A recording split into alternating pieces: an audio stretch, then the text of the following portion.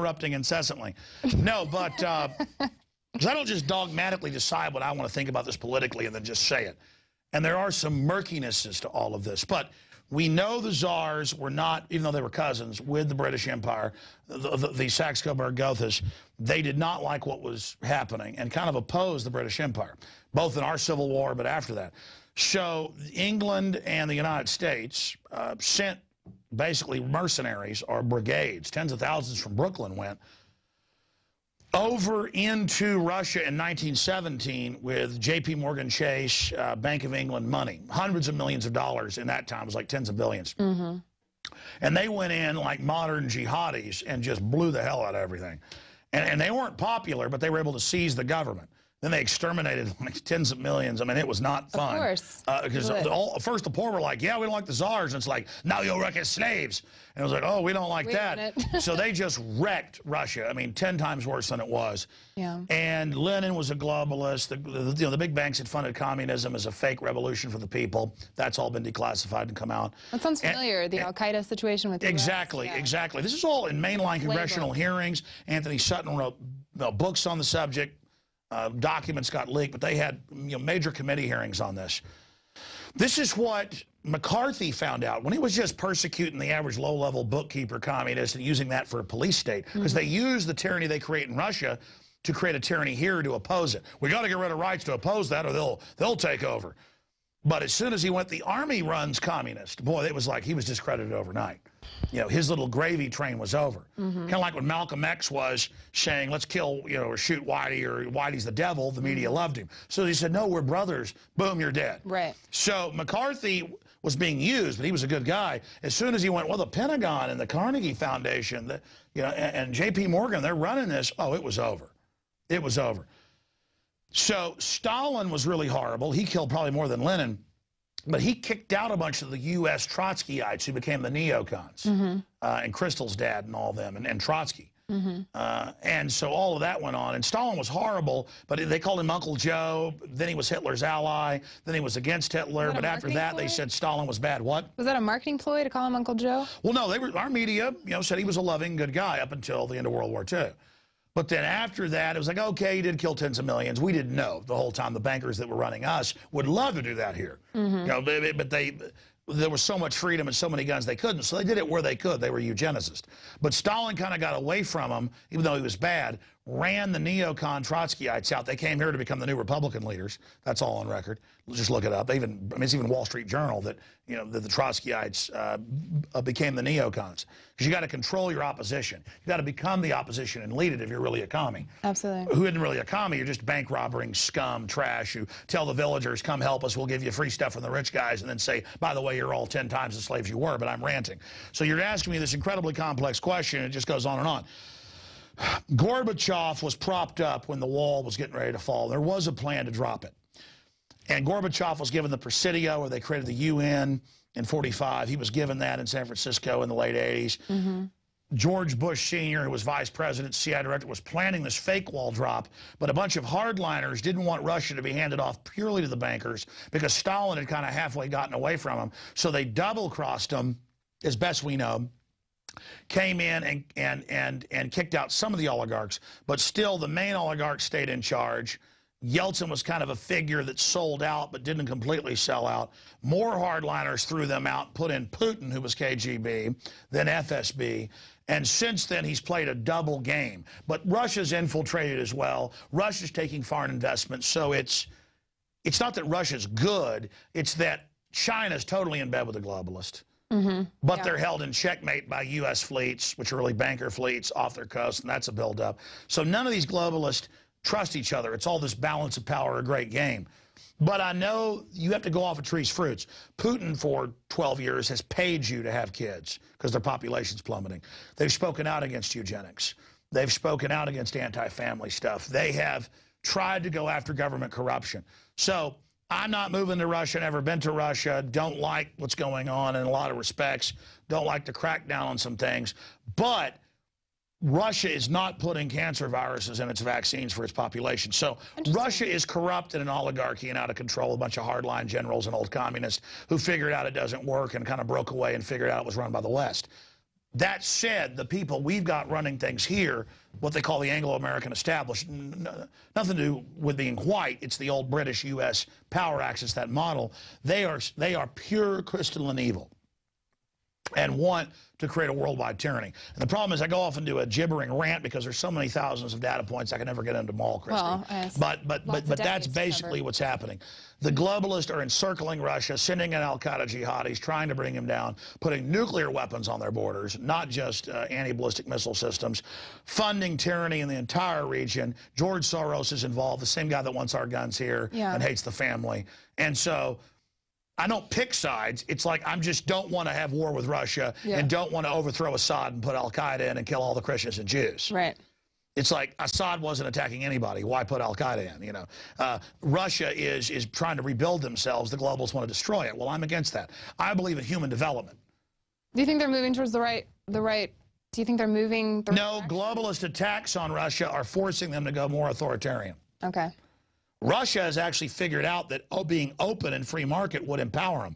The last thing the West wants is that. Yeah, of course. They're trying to get us away from that. They don't want Russia going towards freedom. Right. So by menacing Russia and sending in black ops and political groups openly trying to overthrow it, it forces Russia into an authoritarian stance. Well, free market means people are actually thinking for themselves, so, you know, making stuff happen. Yeah, and it's not the free market of just a dozen or 15 or so oligarchs robbing everything. Every time an oligarch gets arrested, they go, that's fine, it's all Rothschild owned anyway. Or it's all Rockefeller owned, or it's all Standard Oil owned. Every time Putin arrests some corrupt oligarch who owns, say, the whole nickel industry or the whole gold industry or the whole, you know, manufacturing or oil or whatever it is, or natural gas, Gazprom or whatever, every time they arrest him, they go, doesn't matter you arrested him, he was our front. And then the Rothschilds sued over the Daily Mail saying that it was really all owned by the Rothschilds, and then it came out in court they did own it. Right, which is why it's great to sue people, because then all this stuff has to come out. Well, that's why, knock on wood, we don't get sued very often. And every time, we've been sued a few times, we just go into court and beat it. And it's just, it's like a slap suit.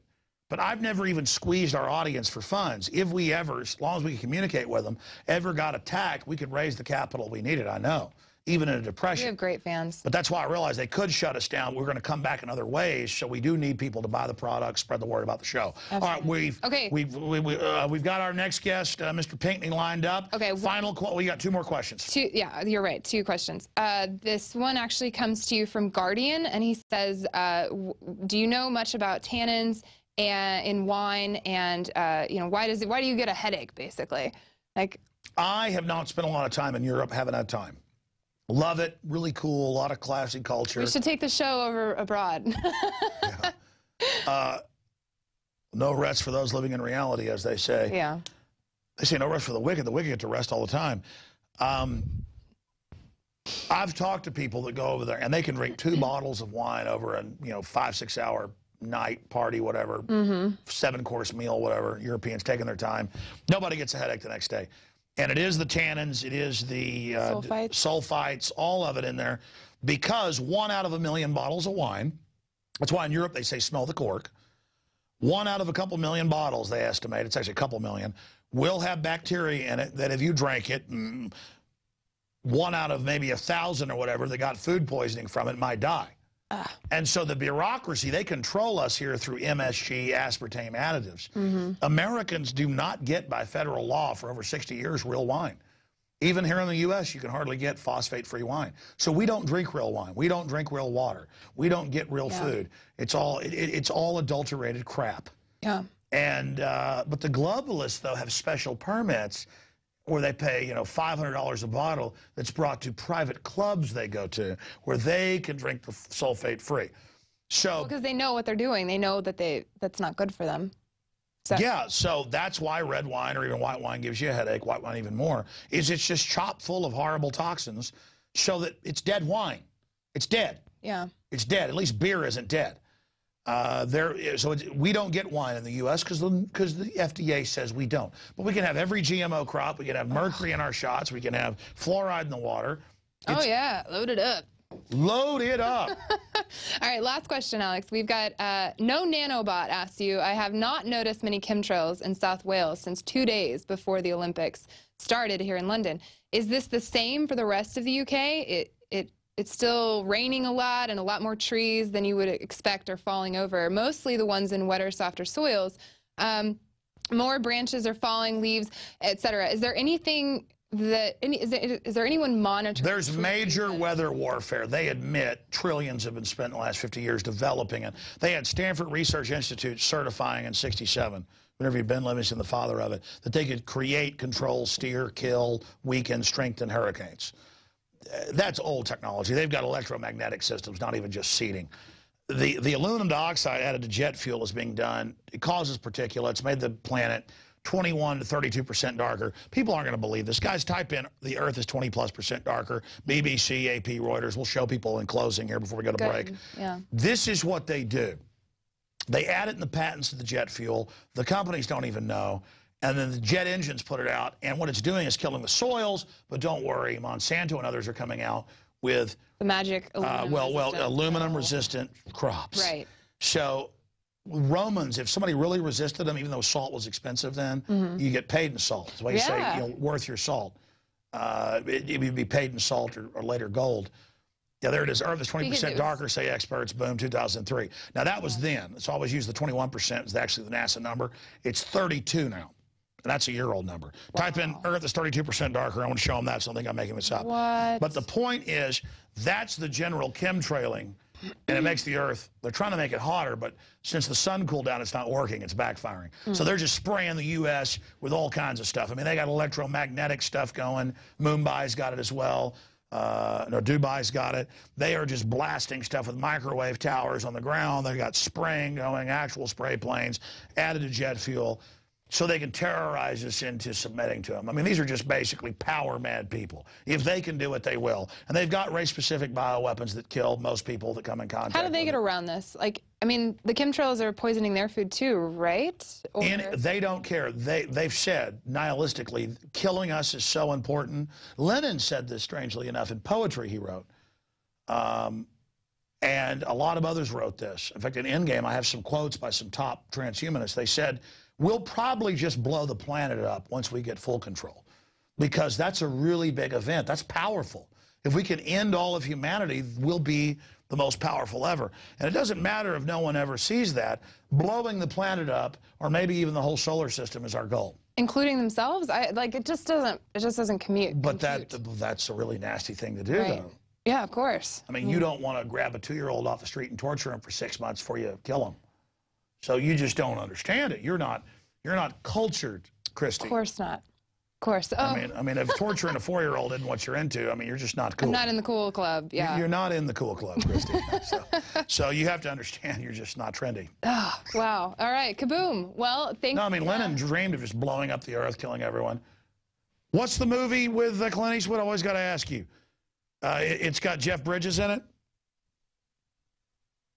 It's Lightfoot and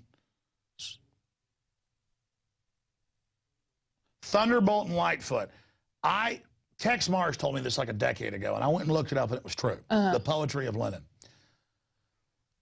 But I saw that movie. It's a great movie about trying to find some robbed money that's hidden in a little church. At the end, they finally find it, but he's been beaten up and dies of brain damage. But the point is, in that, they see a crazy guy pulled over on the side of the highway, and he opens up the trunk and lets a bunch of white rabbits out. That's all right, John. John's in here fixing the tape we use to keep the... We ought to look. I want to leave this in. We ought to look and find out how people keep these microphone wires from coming out. We ought to do that. Leave that in. You're in the shot. Just leave it in. It's great. It's great TV. It doesn't even matter. The point is, it's all reality. This is good. But listen, getting back to what I was saying. I thought when I was a kid watching that when it was on TV, I'm like, why do you open a trunk of white rabbits and they jump out and you run around shooting them with a shotgun? And Lenin did that. He would go to a private little island in a lake, and they would dump out white rabbits, and he would shoot them, stab them, bite them, and flop around for hours. Was white and then, well, whatever. Yeah, but he liked that, yeah. And I guess that's where Clint Eastwood, I guess he wrote that and made that, got that from. But you always think stuff in movies is like, before I ever went to New York, I thought like Italian gangsters, that was fake. We were like, oh, you know, I'm real sad for you right now. And then now, since I've been to New York quite a bit, actually running into real gangsters that know who I am and come up and talk to me. Turns out I learned they're gangsters later. Oh, yeah, this is really